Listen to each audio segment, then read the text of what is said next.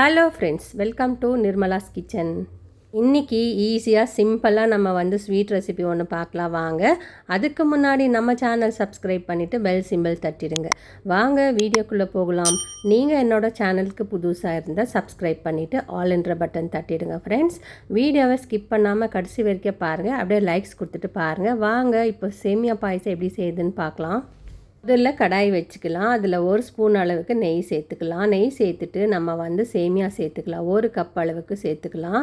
நான் வறுக்காத சேமியா தான் சேர்த்துருக்கேன். நீங்கள் ஏதாச்சும் வறுத்த சேமியா சேர்க்குறதுனா நீங்கள் 1 நிமிஷத்துக்கு அதை வறுத்து எடுத்துக்கலாம்.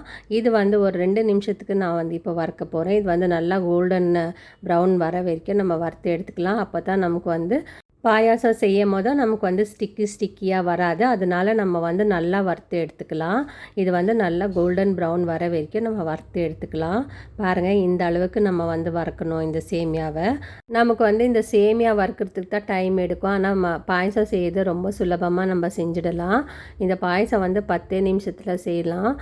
இப்போ இந்த சேமியாவை நல்லா வறுத்தாச்சு. பாருங்கள், கலர் மாறி வந்திருக்கு. இந்த அளவுக்கு இருக்கணும். இப்போ நான் 1/2 கப் அளவுக்கு தண்ணி சேர்க்குறேன். முதல்ல அந்த 1/2 கப் அளவுக்கு தண்ணியில் இது வேகட்டும் அதுக்கப்புறம் நம்ம பால் சேர்த்துக்கலாம்.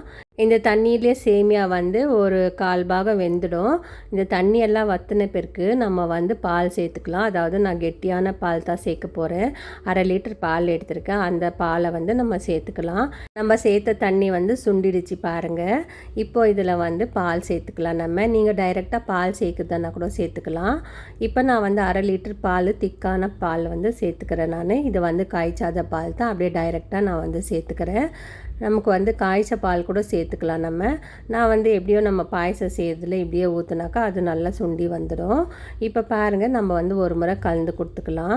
இதில் உங்களுக்கு தேவைப்பட்டால் குங்குமப்பூ கூட ஆட் பண்ணிக்கலாம். நான் குங்குமப்பூ எதுவும் ஆட் பண்ணல. இன்றைக்கி நம்ம சுலபமாக டக்குன்னு 10 நிமிஷத்தில் செய்கிற தொட்டு நம்ம எவ்வளோ ஈஸியாக செய்ய முடியுமோ அவ்வளோ ஈஸியாக நம்ம இந்த பாயசத்தை வீட்டில் செஞ்சுக்கலாம். இப்போ 1/2 கப் அளவுக்கு சுகர் சேர்த்துக்கலாம். நம்ம சுகர் கரெக்டாக இருக்கும். இதுக்கு 1/2 கப்பு. நீங்கள் 1/2 கப்பு சேர்த்துக்கலாம். இல்லை உங்களுக்கு இனிப்பு ஜாஸ்தி வேணும்னா 3/4 கப்பு கூட நீங்கள் சேர்த்துக்கலாம். நான் 1 கப் அளவுக்கு சேமியா சேர்த்துருக்கிறதுனால 1/2 கப்பு சர்க்கரை சேர்க்குறேன். 1/4 டீஸ்பூன் ஏலக்காய் தூள் சேர்க்குறேன். அதாவது பவுடர் பண்ணி வச்சுக்கிற ஏலக்காய் பொடி சேர்த்துக்கிறேன். நான் சேர்த்துட்டு இதை நல்லா மிக்ஸ் பண்ணி கொடுக்கலாம். நான் மீடியம் சிம்மில் தான் வச்சுருக்கிறேன். அது நல்லா ஒரு 2 கொதி வந்ததுக்கப்புறம் நம்ம இதை ஆஃப் பண்ணிடலாம். இது கூடவே உங்களுக்கு ஜவ்வரிசி விருப்பப்பட்டால் ஜவ்வரிசி கூட ஒரு 2 டேபிள் ஸ்பூன் அளவுக்கு சேர்த்துக்கலாம். நான் ஜவ்வரிசி சேர்க்காம தான் இன்றைக்கி இந்த பாயசம் செய்கிறேன். இப்போ பாருங்கள், இது நல்லா ஒரு 80% அளவுக்கு வெந்துடுச்சு. நம்ம ஸ்டவ் ஆஃப் பண்ணிடலாம். இறக்கி வச்சிடலாம் கீழே. இப்போ இதுக்கு முந்திரி திராட்சை நெய்யில் வறுத்து எடுத்து வச்சுருக்கேன். நான் அதுவும் சேர்த்துக்கிறேன். அதுவும் சேர்த்துட்டு நம்ம நல்லா ஒரு முறை மிக்ஸ் பண்ணிக்கலாம். முந்திரி திராட்சை உங்களுக்கு ஏற்ற மாதிரி நீங்கள் சேர்த்துக்கலாம். சேர்த்துட்டு இதை நல்லா ஒரு முறை மிக்ஸ் பண்ணிக்கலாம். பாருங்கள், எவ்வளோ நல்லா க்ரீமியாக இருக்குது. நம்ம எந்த கண்டன்ஸ் மில்க்கும் சேர்க்கல, அதுக்கப்புறம் கோவாவோ எதுவும் சேர்க்கல. இந்த பாயசம் ரொம்ப அட்டகாசமான டேஸ்ட்டில் இருக்கும். ஸோ நீங்களும் இதே மாதிரி மெத்தடில் செஞ்சு பாருங்கள் ஃப்ரெண்ட்ஸ். ரொம்ப ஈஸியாக 10 நிமிஷத்தில் நம்ம இதை செஞ்சிடலாம். இப்போ நம்ம வேறு பாத்திரத்தில் நம்ம ட்ரான்ஸ்ஃபர் பண்ணிக்கலாம். பண்ணிவிட்டு மேலே கொஞ்சம் கார்னிஷிங் பண்ணிடலாம். நான் முந்திரி திராட்சை எடுத்து வச்சுருக்கேன். அதில் நம்ம கார்னிஷிங் பண்ணிக்கலாம்.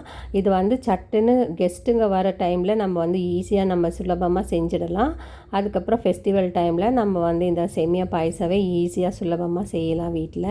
ஸோ நீங்களும் இந்த மாதிரி மெத்தடில் ட்ரை பண்ணி பாருங்கள். இந்த வீடியோ பிடிச்சிருந்தால் லைக் பண்ணுங்கள், ஷேர் பண்ணுங்கள், சப்ஸ்கிரைப் பண்ணுங்கள். தேங்க்யூ, பாய்.